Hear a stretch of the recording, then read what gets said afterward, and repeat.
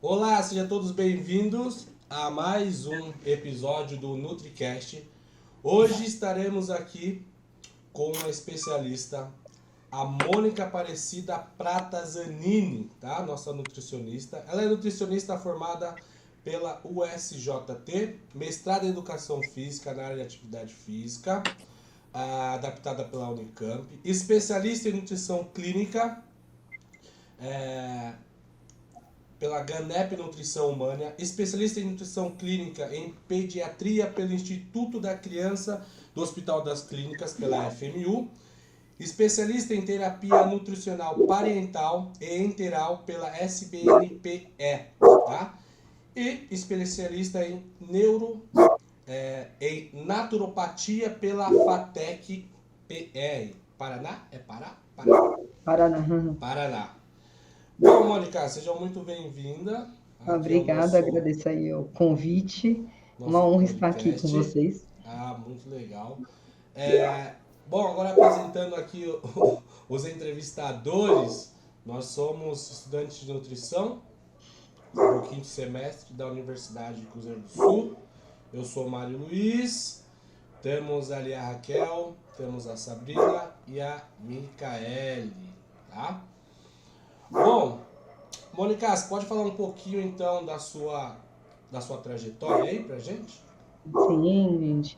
Então, minha trajetória começou em 2002, assim, quando eu entrei na faculdade de nutrição e me formei aí pela São Judas. Ao terminar a faculdade, terminei em 2005. Aí a gente passa aquelas dificuldades, onde é que a gente vai trabalhar? Então, eu trabalhei um pouco em UAM. Eu tinha só de conhecimento e de experiência os estágios da época da faculdade, porque eu tinha que trabalhar para pagar a faculdade, né? Então, os estágios obrigatórios e um extracurricular que fiz. Eu não coloco dentro do meu mini currículo que eu fiz um período de aprimoramento na universidade, porque no final o trabalho acabou não sendo concluído, embora eu tenha feito todos os processos, e aí acabei não tendo a certificação. Então, para não parar de estudar, eu cheguei a fazer um aprimoramento dentro da universidade. Então, essa é uma dica para quem ainda não conseguir emendar uma pós-graduação com a faculdade por conta de financeiro, né? E aí depois entrei na pós-graduação quando eu consegui o emprego que hoje eu trabalho, né? Então, eu cheguei a trabalhar em uma UAM durante um tempo, mas não, assim, por mais que eu consiga trabalhar, não é algo que estava me fazendo feliz. E depois de um tempo eu consegui trabalhar no hospital, dos hospitais onde eu fiz estágio. Fui estagiária curricular nessa instituição, e aí elas acabaram me convidando. Então, valorizem aí os estágios quando vier, gente. Deem o melhor, porque eu sei que a gente está cansada no final, mas ali pode ser a porta que vai ser aberta aí, né? Então, eu trabalho há 17 anos no Hospital Santa Marcelina de Itaquera. Lá, fiquei 8 anos na pediatria e UTI pediátrica. Depois, fiquei 5 anos no atendimento ambulatorial, paciente cirúrgico, cirurgia bariátrica e doenças inflamatórias intestinais, câncer de intestino e tudo mais.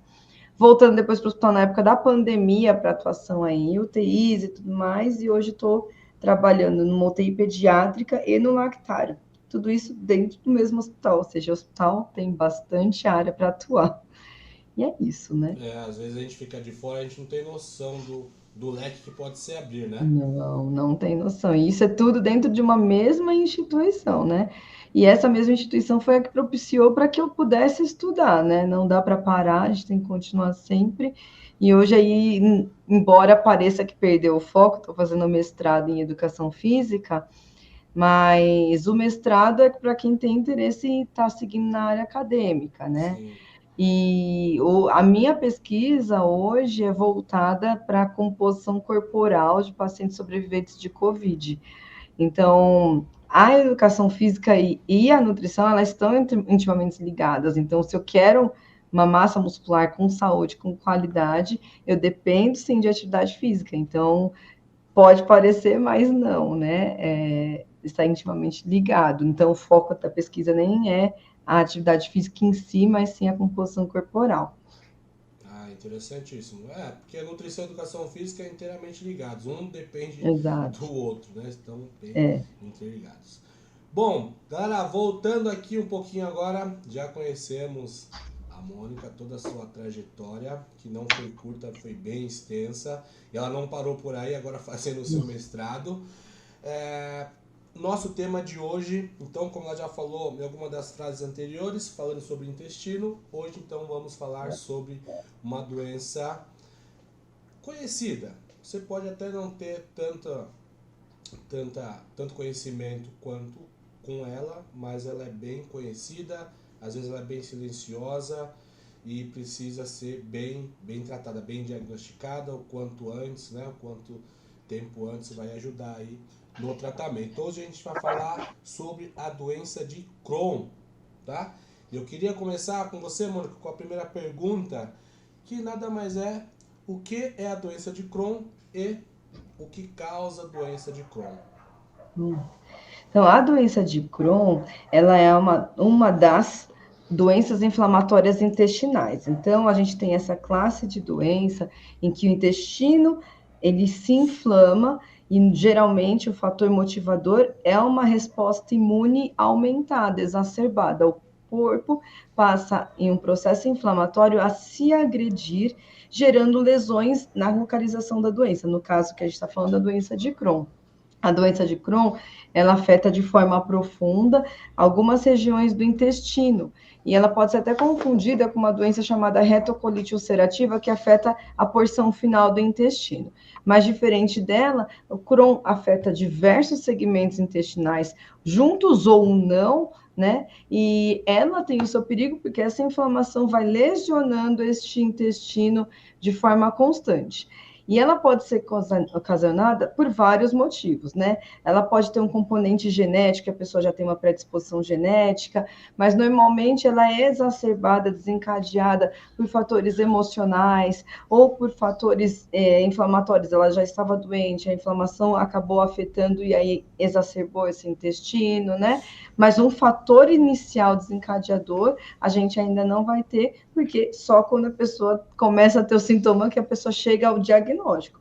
Mas o fator motivador da primeira crise a gente não vai saber. Muito bem. Uhum. Meninas, alguma pergunta aí?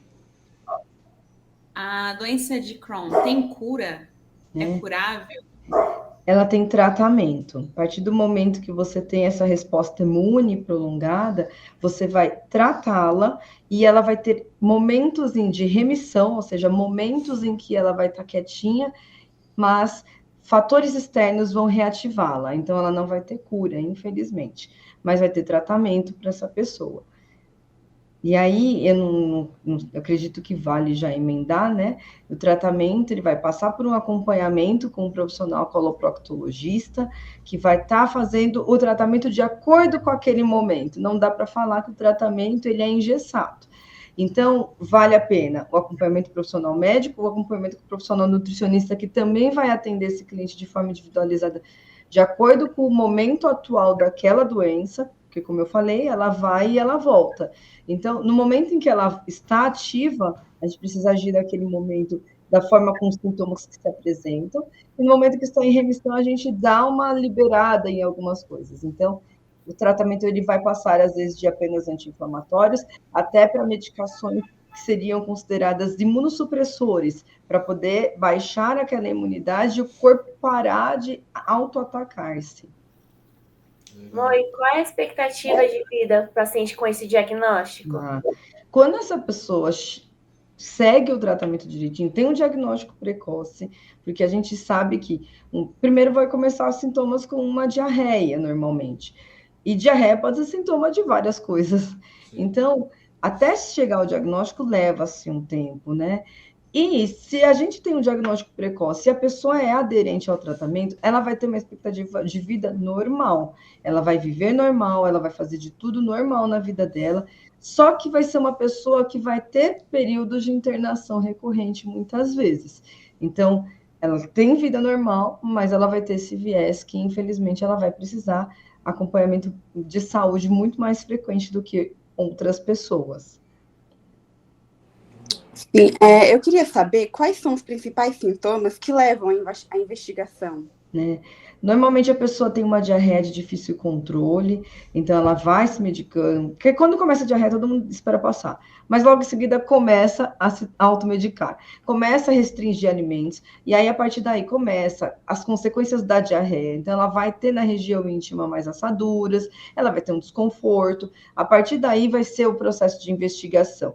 Então, vão começar a se investigar doenças virais, mas aí, a partir daí, começa a vir o emagrecimento, porque o processo começa a durar muitos dias, a falta de apetite, né? E o próprio corpo, ele vai começando a ter cansaço por deficiências vitamínicas e pela própria questão diarreica, às vezes vai ter sangramentos, é a partir daí que vai se acender uma luz, quando se vê o sangue e o emagrecimento, né?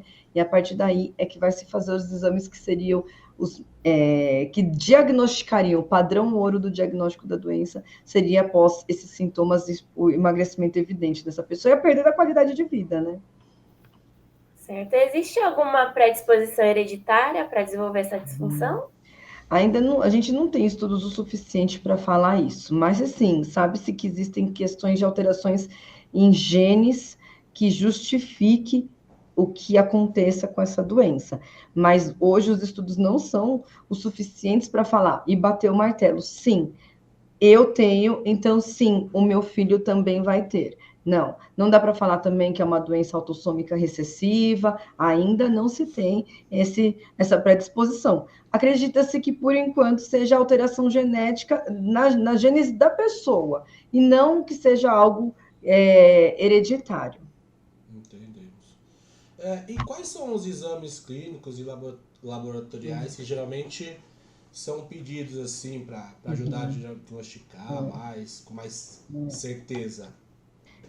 Normalmente, uma investigação, ela vai iniciar, lógico, tentando pegar de tudo. Então, ela vai fazer exames bioquímicos, né, que são aqueles exames de sangue.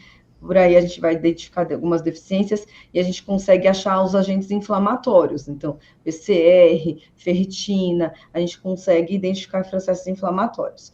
A gente também tem alguns exames de imagem que podem ser feitos como ressonância e tomografia, mas o padrão ouro que vai diagnosticar vai ser a colonoscopia com biópsia. A partir do momento que eu vou inserir uma câmera na região intestinal, coletar um pedaço dessa célula e levar ao microscópio, é a hora que se bate o martelo e fala: temos uma doença inflamatória intestinal. E aí a luta começa para identificar qual doença inflamatória intestinal é. E as células ficam tão parecidas que muitas das vezes a pessoa não consegue identificar se é Crohn ou se é retocolite. Mas se bate o martelo com relação à doença inflamatória intestinal. Nossa. Muita gente, eu já atendi vários pacientes que não tinham certeza, porque a retocolite ela vai subindo tanto que pode chegar em intestino completo. Em Crohn, quando está no começo, você consegue evidenciar, está ali, está aqui, está espalhado. Crohn você consegue identificar mais facilmente, mas às vezes está tão comprometido o intestino que não dá para saber qual que é. E qual a relação da bolsa de ostomia com a doença de Crohn? As doenças inflamatórias intestinais, nos processos inflamatórios diversos que podem acontecer ao longo da sua existência, então a pessoa pode ter um processo inflamatório super leve, ninguém nem percebeu, nem a própria pessoa. Mas a constância desse processo inflamatório na mesma região vai lesando a célula e, consequentemente, vai lesando a parede intestinal e, às vezes, a parede abdominal. E aí a pessoa ela passa por múltiplas cirurgias. E muitas das vezes, para a melhora da qualidade de vida, vale a pena fazer a ressecção da região intestinal afetada. E, dependendo da quantidade retirada e da qualidade da porção restante, vale a pena exteriorizar o trânsito intestinal, às vezes até para poder ter uma cicatrização da porção que sobrou, ou dependendo até do que aconteceu e da quantidade comprometida, retira-se totalmente o intestino e aí é realizada uma ostomia, que é a exteriorização do trânsito intestinal. E a colostomia é quando a gente deixa esse orifício no cólon, e a ileostomia, quando eu deixo esse orifício, a exteriorização do intestino, na porção final do intestino delgado, que é o ilho. Então, muitas das vezes, as doenças inflamatórias intestinais precisam passar por essa fase ou acabam permanecendo finalmente nessa fase quando se retira totalmente o intestino, uma cirurgia chamada proctolectomia. Então, a gente tira totalmente o cólon, que é o intestino grosso, né? Então, muita gente acaba evoluindo e referem melhora da qualidade de vida quando fazem a bolsa de colostomia. Então, muitas vezes, a pessoa tem uma dificuldade de aceitação, porque não é fácil ter que conviver com essa bolsinha exteriorizada, os medos, o cheiro que pode vir, muitas vezes ela pode vir a vazar, mas quando eles se entendem com essa bolsa, passam a referir que foi a melhor coisa da vida delas, né? Então, existe essa relação íntima para poder justamente conseguir sair desses sintomas, né? Porque não é fácil, aquelas dores que podem vir por conta do processo inflamatório. Então, é muito comum quem tem doença de Crohn, em uma das fases, ou, né, eternamente, ter uma bolsa de colostomia. E dependendo de onde a bolsa está localizada, atrapalha na absorção dos nutrientes na alimentação? Precisa Sim. repor esses nutrientes? Precisa, né? O acompanhamento nutricional em qualquer doença do trato digestório, ele é fundamental. Porque a gente, quando começa o processo digestivo, a absorção já começa pela língua. Os carboidratos são absorvidos na língua. Então, qualquer parte que a gente exclui do trânsito intestinal, a gente vai deixar de absorver alguma coisa. Então, no intestino em específico, a maior parte da absorção se está por lá, né? Então, cada segmento intestinal, ele tem uma função de absorção. Então, por exemplo, se a gente tem uma ileostomia, a gente primeiro interrompeu o processo digestivo no 75%. Porque o cólon, ele é responsável por absorver a água, né? Então, a gente já vai ter fezes mais líquidas. O processo digestivo, que deveria demorar algumas horas, vai levar menos horas. Então, já passa por aí. A velocidade da digestão é aumentada. Então, você vai ter perdas individuais por conta disso. Mas cada segmento intestinal que está fora do trânsito do alimento, ele absorve uma vitamina, especialmente no ilho terminal, que absorve sais biliares e vitamina B12. Então, se, por exemplo, a ileostomia estiver lá, possivelmente essa pessoa vai ter que fazer, no mínimo, uma reposição de vitamina B12. Mas como a gente não consegue avaliar o que está sendo excluído do trânsito intestinal por conta desse aumento da velocidade do alimento dentro do nosso corpo, o acompanhamento nutricional ele tem que ser de perto, pedindo exames bioquímicos bastante específicos para a gente que possa fazer essa reposição de forma individualizada. E o Sistema Único de Saúde, o SUS, ele oferece esse tratamento, essa bolsa, essa placa para pessoas ostomizadas? Hoje eu trabalho no SUS. Há 17 anos eu trabalho no SUS. E sim, integralmente, quase que integralmente, os pacientes conseguem o seu tratamento pelo SUS, né? Esse hospital que eu trabalho em específico, ele cuida desde da pessoa que precisa do atendimento no pronto-socorro, que vai dar a entrada, vai fazer a sua cirurgia, vai internar, depois vai ter alta, vai precisar de um acompanhamento ambulatorial, que foi aonde eu atendia esse tipo de cliente. E aí, esse paciente, dentro do atendimento ambulatorial, quando ele está, por exemplo, numa fase de imunossupressão, ele consegue, sim, mediante a carta de um receituário de medicamentos de alto custo, ele consegue retirar essas medicações, pelo menos aqui no estado de São Paulo, ele consegue retirar em farmácias específicas de atendimento de alto custo, e esse paciente com acompanhamento de estomoterapeuta, que é uma enfermeira que é especialista em ostomias e em cicatrização, ela faz o acompanhamento, faz um quantitativo de quantas bolsas esse paciente e insumos para a manutenção dessa bolsa, que eles precisam, e aqui em São Paulo nós temos lugares específicos para retirada de bolsas de colostomia. Algumas das vezes, como por exemplo o hospital que eu trabalho, às vezes nós temos também para doação, e aí sim, a gente também pode estar fornecendo até antes mesmo desse paciente chegar ao local do alto custo. Então, sim, o SUS fornece, né, e ele faz, né, essa doença, ela faz parte do rol de doenças raras e graves. E o fato de fazer parte desse rol de doenças raras e graves faz com que a gente tenha essa obrigação sem necessidade de ação judicial. Teve o diagnóstico, o médico fez as cartinhas, os relatórios, preencheu os documentos que são necessários para a aquisição dos insumos, ele vai ter direito e vai receber. Entendi, que legal. Existe um decreto que reconhece pessoas estomizadas como pessoas com deficiência. Dessa maneira, quais são os direitos que a pessoa tem? Assim como eu comentei, né, esse rol de doenças raras e graves, existe esse da pessoa com deficiência. Então, ela pode, dependendo do impacto da sua qualidade de vida, ela pode conseguir, né, benefícios como aposentadoria, ela tem direito, o SUS passa a ser obrigado a fornecer todos os medicamentos que ele tem e os insumos para a manutenção da sua qualidade de vida. Uma coisa que eu acabei esquecendo de comentar, que boa parte das vitaminas que eles necessitam, eles também conseguem adquirir via SUS.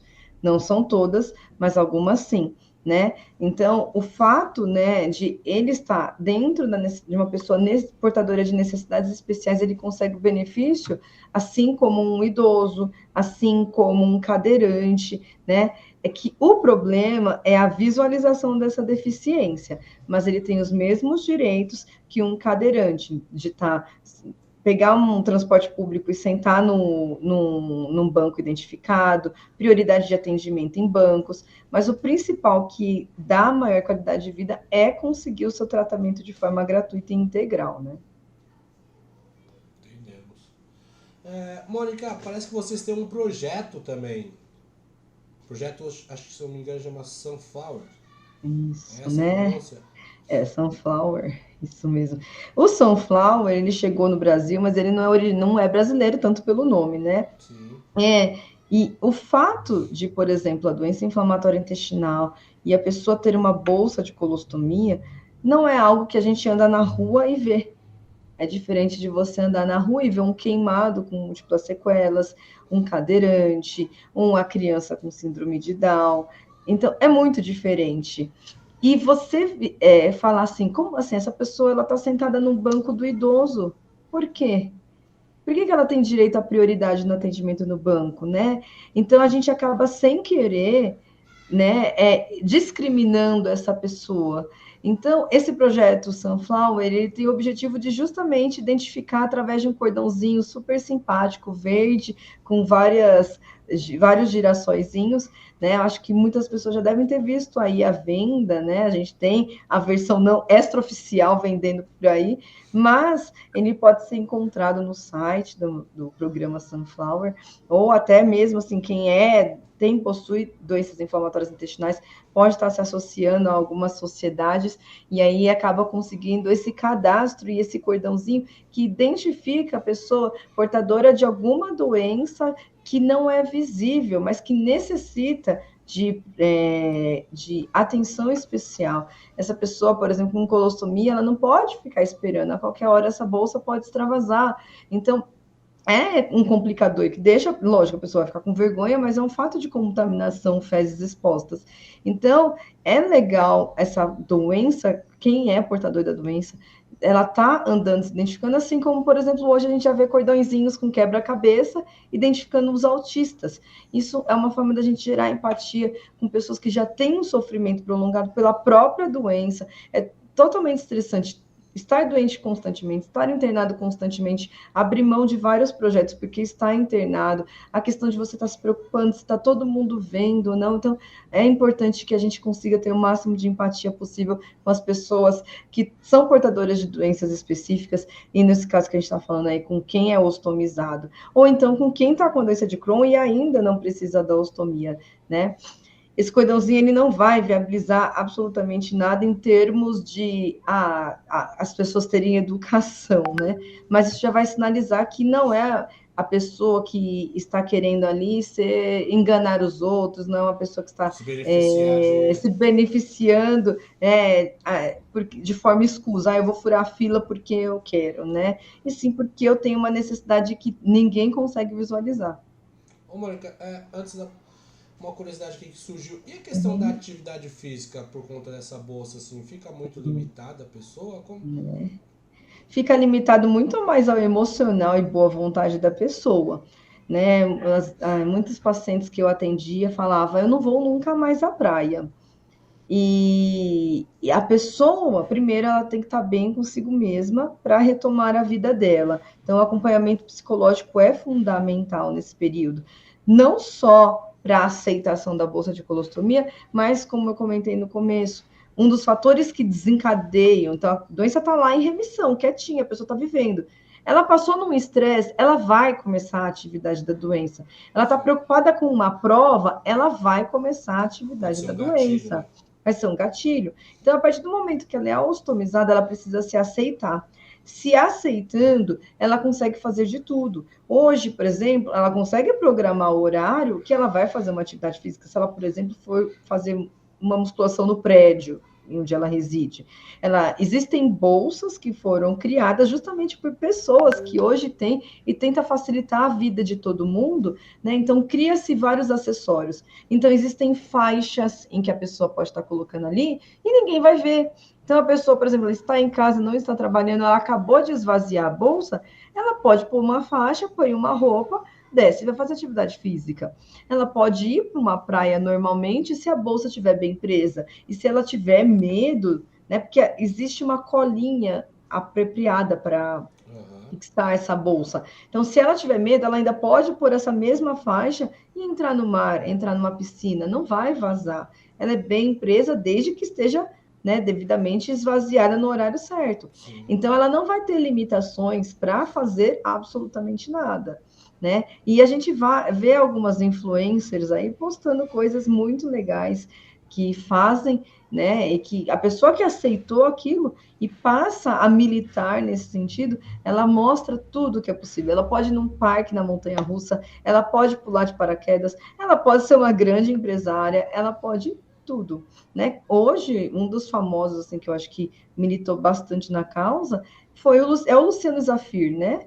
Que é ator e é o ex-marido da Xuxa, o pai da Sasha, por conta da Covid e complicações. Hoje ele é ostomizado e ele mesmo é um militante e mostra. Ele desfilou com a bolsa de colostomia aparente um dia.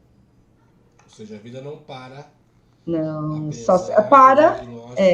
Não para, ela só para muitas vezes porque a pessoa psicologicamente tem uma barreira. Psicologicamente tem uma barreira. Ótimo. E falando exatamente sobre isso, sobre influencers e as redes sociais, nós temos, por exemplo, o Evaristo Costa, o jornalista global, e a Lorena Elsa. Ela é uma blogueira com bastante seguidores, alguns 1000 seguidores aí, e eles falam abertamente sobre a doença. Ambos foram diagnosticados e falam abertamente nas redes sociais sobre a doença. Mostram a rotina, falam sobre a importância do diagnóstico precoce e sobre a importância do tratamento também. O que você acha da importância desses influencers para essa representatividade para a galera que de repente teve o diagnóstico e sentiu esse impacto, né? Eu vejo de forma extremamente positiva. Eu acho que, assim, eu não sei como antigamente, né? Acho que apenas só com acompanhamento psicológico. Acho que justamente essa questão da representatividade, a questão de você não se sentir sozinha. Quando a gente atende, a gente tenta sempre estar conversando com a pessoa e falar: tente contato com pessoas que estão passando pelo mesmo que você. Porque eu, como profissional, eu vou te orientar, eu vou te ajudar em vários aspectos. Mas eu, Mônica, hoje, eu não tenho doença de Crohn. Então, eu posso falar, eu sei, mas eu não vivo isso. Então, a mesma coisa eu falo, antes de ser mãe, eu sabia que não era fácil. Agora que eu sou mãe, menino, meu Deus do céu. Então, a gente só sabe a guerra, o que ela representa dentro da nossa vida quando a gente vive. Então, é muito importante, ao diagnóstico, quando você está extremamente fragilizado, está perdido, não sabe o que fazer, acha que é o fim da linha para tudo. Meu Deus, eu não vou ter uma vida normal, eu não vou poder ir numa balada, eu não vou poder ir num aniversário, eu não vou poder viajar para longe. Isso tudo passa na cabeça da pessoa quando ela tem um diagnóstico. E a partir do momento que ela encontra pessoas que passam pelo mesmo, por mais que ela já tenha recebido uma orientação profissional anterior, ela vai se sentir muito mais acolhida por quem sente o mesmo que ela, por quem passou pelo mesmo que ela, que vai chegar e vai falar: eu senti tudo isso, eu sei o que você está pensando, e vai passar, vai melhorar. Mas tudo é um processo de autoaceitação. Então, essa representatividade, ela vem muito para ajudar a pessoa a se aceitar e entender: não estou sozinho nessa. Acho que o fato de você falar, não estou sozinho, o meu medo não é algo a ser ignorado. né? Porque às vezes também pode acontecer isso, as pessoas não se sentem tão bem acolhidas dentro de um consultório com qualquer profissional, né? E aí você fala, eu tô com dúvida, a pessoa acha que é bobagem. E isso dói também, você achar que alguém está pensando que você é bobo, que você tem medos infantis. Não, você precisa de pessoas que passaram pelo mesmo. Então, quanto mais divulgação a gente tem na mídia, né? Maio, mês que vem, maio roxo, é o maio representando as doenças inflamatórias intestinais, né? Então, isso traz para as pessoas maior segurança de autoaceitação e falar, eu estou pronta para o próximo passo e seguir minha vida, né? Então, isso faz diferença, sim. Maio tá Por ser pertinho. uma doença inflamatória, você acha que tem chance de perfurar o intestino? Sim, tem muito. Isso se chama fístula, né? É uma das consequências, infelizmente, dependendo do grau de exacerbação dessa doença, do grau de inflamação desse corpo. E é uma doença que ela não vai afetar só quem é magrinho, não. A pessoa, às vezes, ela está obesa, e é por isso, inclusive, que desencadeia a doença, porque a obesidade é uma doença inflamatória e o corpo está constantemente combatendo essa inflamação. Então, dependendo do grau de imunidade desse paciente, dependendo do grau de investimento do corpo nessa doença autoimune, você tem sim uma perfuração intestinal. Isso se chama fístula. E a partir dessa fístula, você vai ter saída de secreções tanto contaminadas com fezes, como muco e pus. Então, sim, isso é muito grave e isso é o que gera múltiplas internações e é o que pode ser determinante para depois chegar a uma confecção de colostomia. A confecção da colostomia, ela não é a cura da doença. Infelizmente, mesmo que a gente tire todo o intestino, a doença autoimune ainda existe. E aí ela vai ter um alívio, né? Mas a doença ainda está ali, a pessoa ainda precisa cuidar.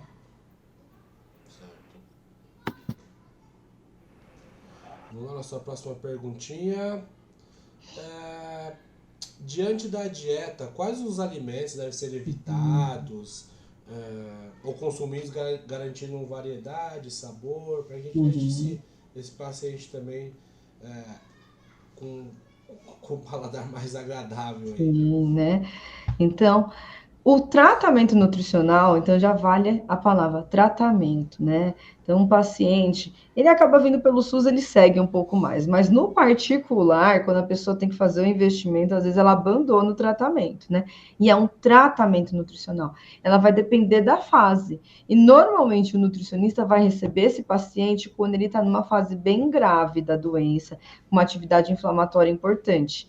Então, na fase inflamatória, vão ser necessárias algumas restrições, porque muitas das vezes o intestino está em hiperfuncionamento, então a gente vai precisar fazer restrições alimentares. Vai ser importante fazer uma suplementação específica baseada nas deficiências vitamínicas atuais.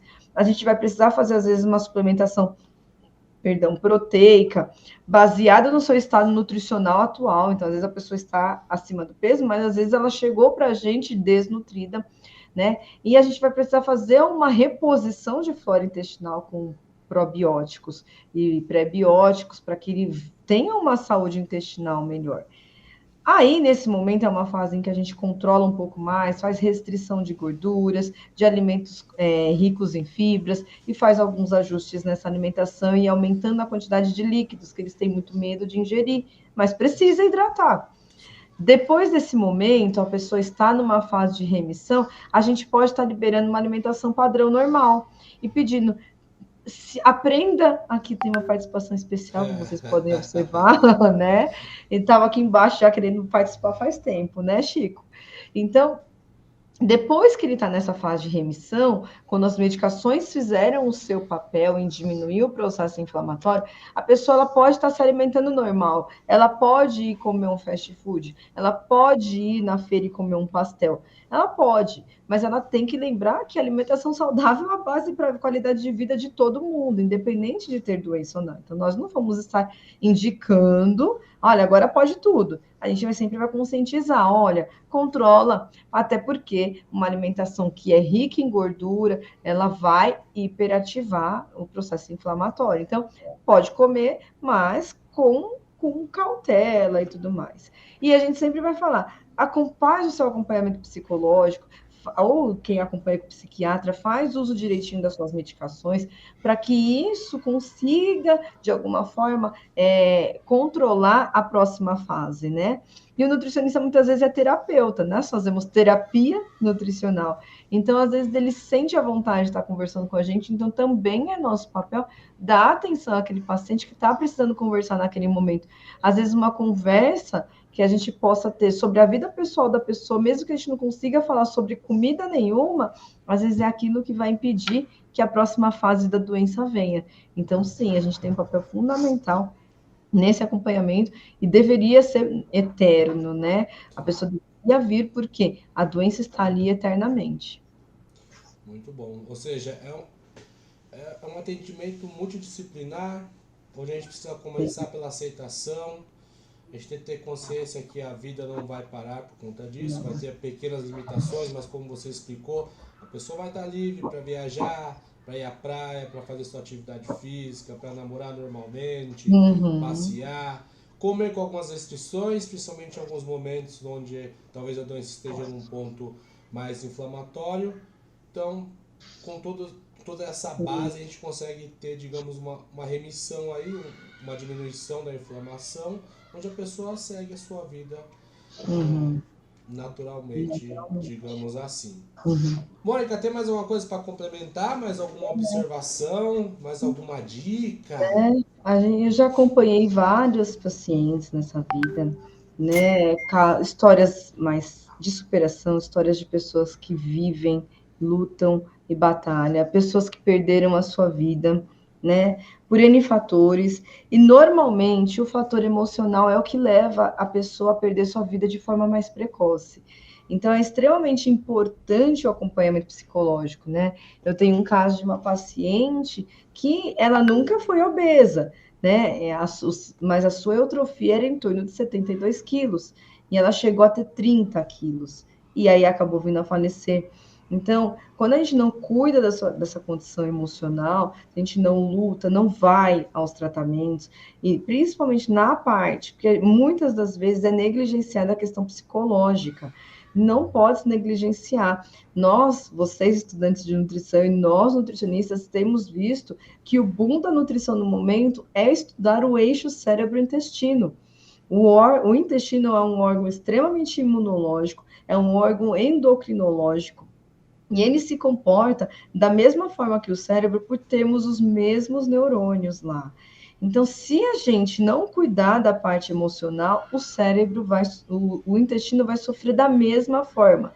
Assim como, se eu faço a ingestão de alimentos tóxicos, eles vão entrar para o intestino e vão parar aonde? No nosso cérebro. Então, isso vai só piorando a condição emocional. É um ciclo, né? Eu como alimentos não saudáveis e a minha saúde mental piora. Essa saúde mental piora, o meu intestino piora. Então, a gente acaba observando que as pessoas que não se cuidam e não aderem também à dieta, elas não vão ter um prognóstico positivo. Então, é extremamente importante o acompanhamento psicológico por conta da doença ser afetada num órgão tão importante, né? Num órgão em que a gente tem um contato direto com o cérebro, né? E essa pessoa, assim, que eu acompanhei, ela morreu com 25 anos, por conta mesmo da piora do processo inflamatório e porque a desnutrição faz com que depois nenhuma medicação tenha a sua ação efetiva. Então, a gente chega, às vezes, num estado nutricional que não tem mais para onde recuperar, né? E é muito importante, sim, seguir. E eu já tenho o caso oposto, né? Uma pessoa que, na realidade, ela sempre encarou, uma professora, ela sempre encarou de forma positiva e ela tem vida normal. E a maior alegria dela foi quando colocou a bolsa de colostomia e ela chegou assim para mim e falou: Mônica, agora eu vou viver. Porque eu não aguentava mais sempre estar no banheiro e sempre estar internando, porque abria-se fístulas constantemente. Era uma dor absurda. Então, a gente encontra de tudo nesse acompanhamento, né? Mas a gente tem que saber que justamente a parte mental vai fazer muita diferença. Sensacional.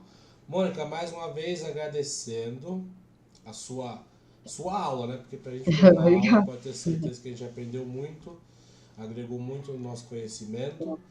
E espero que futuramente a gente possa fazer mais alguma coisa juntos aí, porque foi extremamente interessante e muito agregador aí para os nossos conhecimentos. Eu agradeço novamente ao convite, né? Eu espero vocês em breve já estarem aí atuando junto comigo, né? No mercado de trabalho. Muito sucesso aí para a vida de vocês. Não desistam, se dediquem muito. Eu sei que é cansativo esse final de faculdade, viu? É difícil demais, a gente vai desmotivando, mas não desmotivem. Olha, a nutrição, ela é uma carreira muito bonita, mas vocês vão achar muita gente desmotivada no caminho de vocês. Sim, E, assim, a gente não vai ser rico, mas a gente vai ser muito feliz. com Se bem que tem certeza. muito nutri-rico aí, viu? Muito, Pois não é pouco, vamos não. pensar dessa Tem forma. muito, não tem pouco, não. Tem muito nutri-rico. Pode ser que vocês integrem aí o time dos nutris ricos. Que isso. É isso, galera. Muito obrigado aí pela presença de todos vocês. Obrigada. Obrigada pelo convite aí. E até a próxima. Um grande abraço. Tchau. Tá, gente?